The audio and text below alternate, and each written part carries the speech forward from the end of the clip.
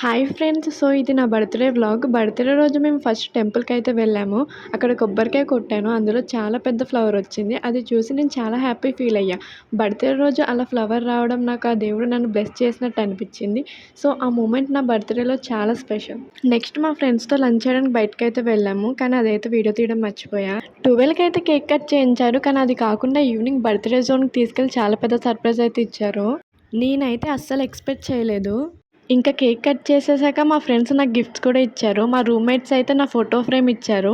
And మా inter friends ఒక చిన్న క్యూట్ ఫ్రేమ్ అయితే ఇచ్చారు. మా ముగ్గురి ఫోటో చాలా క్యూట్ అనిపించింది. నాకైతే చాలా నచ్చాయి. గిఫ్ట్స్ కన్నా కూడా వాళ్ళు నా బర్త్‌డే అలా గుర్తుపెట్టుకొని ఇచ్చినందుకైతే నాకు చాలా స్పెషల్‌గా అనిపించింది. తర్వాత కాసేపు అందరం కలిసి డాన్స్ చేసి ఫుల్‌గా అయితే ఎంజాయ్ చేశాము. ఓవరాల్‌గా నా బర్త్‌డే చాలా మెమరబుల్‌గా అయిపోయింది. నా క్లోజ్ అయిన వాళ్ళందరూ కలిసి ఇలా సర్ప్రైజ్ చేసి సెలబ్రేట్ చేయడం వల్ల ఈ బర్త్‌డే నాకెప్పటికీ గుర్తుండిపోతుంది.